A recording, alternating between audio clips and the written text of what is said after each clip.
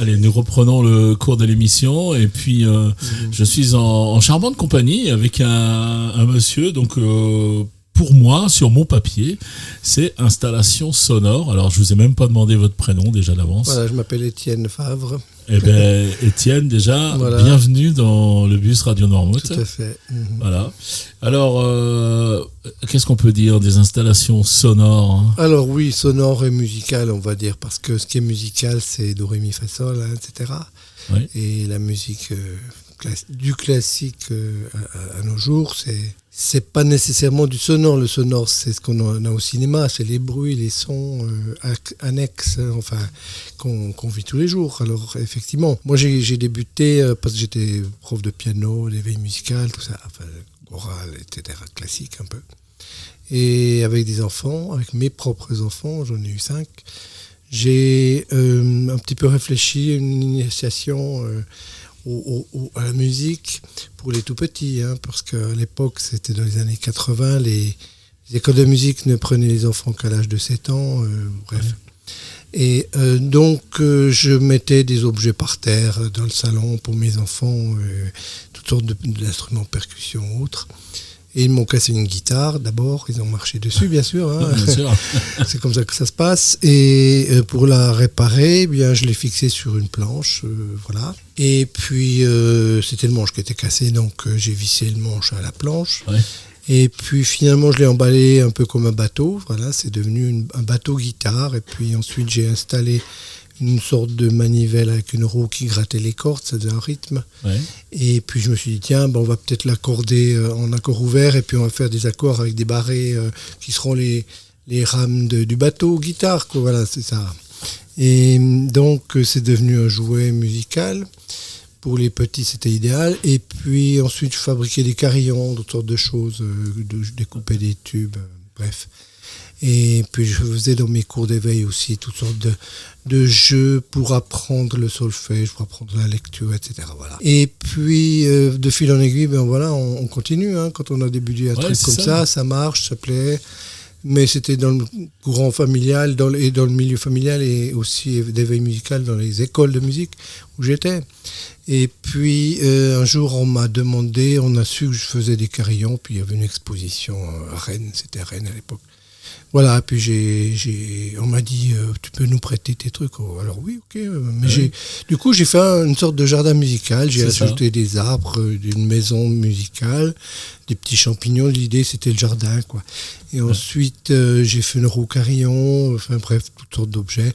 Des dalles sur lesquelles on marche, ça faisait une musique, ça faisait, à vous dirais-je, maman. Ouais, bref. Et là, moi, j'ai fait le tour, donc j'ai regardé tout ça, et ça va jusqu'aux bottes d'enfants, voilà, avec les ça. flûtes, quoi. Ensuite, j'ai été invité à faire dans les MJC des expositions avec les scolaires, etc. Puis le musée en herbe à Paris, la Cité des Sciences, c'était l'Inventorium. Maintenant, c'est devenu la Cité de la musique. Enfin, non, la Cité c'est pas vrai, comment ça s'appelle, le truc de la musique des enfants, là. Bon, bref, et puis ça m'a fait connaître, j'ai été assez médiatisé à l'époque, donc j'ai commencé à voyager partout, ça devenait difficile de donner en même temps des cours de piano et de voyager, donc j'ai arrêté d'enseigner, et ça fait 35 ans que je voyage avec toutes ces installations. J'ai fait des instruments d'eau, j'ai fait des labyrinthes, toutes sortes de choses, des îles sonores, enfin bref, et quelques centaines d'objets. Et puis voilà, on a fait l'Europe, je suis allé au Mexique, on part un peu partout, en Chine, même au fond de la Russie, à Perm, à l'époque, enfin toutes sortes de... la Martinique, Québec, enfin bref. J'ai pas trop voyagé, j'ai pas développé le côté international parce que c'est un peu fatigant à force. Oui. Hein. Mais voilà, ça aurait pu être beaucoup plus que ça. Mais c'est tout ce que vous nous amenez aujourd'hui. Voilà. Hein. Oui, et ça c'est une petite partie en fait. Hein.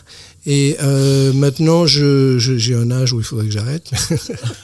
Mais bon, je continue encore ce qui me fait plaisir, hein, les festivals, parce que c'est devenu une animation de rue, une animation de fête, de festival, de parc. C'est ça. Voilà.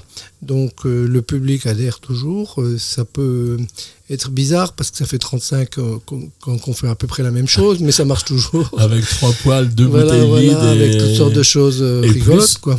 Et plus, d'ailleurs, je vous invite à ceux qui vont écouter ce podcast à venir vous rencontrer parce que c'est vrai que quand on voit comment on dit ça, on dit un instrument quand même, oui, un objet, quelque chose, un objet que vous avez fait, on se dit mais musical, c'est tellement simple quoi. Ouais. Des poêles, j'en ai à la maison qui ne servent plus et j'ai pas l'idée de les. Voilà, tout à fait. Les positionner comme vous avez fait. Voilà, alors du coup j'ai abandonné la pédagogie. Ça, c'était, au début c'était vraiment de la pédagogie et maintenant c'est du distractif. C'est de l'événementiel, c'est rigolo, voilà. Donc on se fait plaisir et puis on voyage beaucoup. Voilà. Vous avez quelques attaches avec Barbâtre ou pas du tout. Pourquoi vous êtes pas là? Du pas tout. du en tout. fait, un des organisateurs ici est toujours à Notre-Dame-de-Mont, au Festival du Vent, à la fête, comment ça s'appelle la fête du vent. Oui, la fête du vent, c'est peut-être comme ça que ça s'appelle d'ailleurs. Oui, à Notre-Dame-de-Mont. Moi, ça fait 20 ans qu'ils m'invitent tous les ans sur le front de mer. Je fais une grosse installation. Donc, je reviens en juillet. Est-ce que vous avez des instruments qui c'est à peu près les mêmes. Le vent, oui, en fait, ça bouge avec les enfants parce que j'ai fait des éoliennes, mais le problème, d'abord, les enfants s'amusent moins parce qu'ils sont obligés de regarder plutôt que de toucher. Ils ont besoin de toucher. Donc, j'ai beaucoup de roues sonores. J'ai moins de 50 différentes, que ce soit des roues de vélo ou des beaucoup plus grandes roues en bois. Mais il faut que ce soit interactif, il faut que les enfants manipulent. Donc, dans une fête du vent, on me fait venir parce que ça tourne, c'est beau, c'est joli, etc. Mais c'est pas du tout le vent qui fait tourner, qui fonctionne avec ça.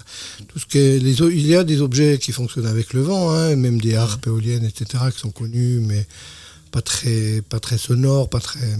Voilà. Puis c'est un peu trop statique. Voilà. Donc moi, ce qui marche, c'est l'interactivité. Voilà. En tout cas, moi j'ai passé déjà du temps à regarder un petit peu avant. Quand on fait un peu d'animation, on va voir de quoi on va parler. On reçoit les gens. On va pouvoir parler de vous. Maintenant, je vous connais. Et puis je vous remercie d'être là et merci d'être passé dans notre bus aussi. Oui, merci. Voilà. Puis je vais vous souhaiter Vous êtes là demain aussi? Oui, on est là jusqu'à demain soir. On va passer un bon festival de rue Marmaille. Ça se passe à Barbâtre aujourd'hui et demain. Et c'est l'anniversaire, c'est les 10 ans. Super. Merci d'être venu. Au plaisir. À bientôt. Et puis à tout à l'heure pour nous.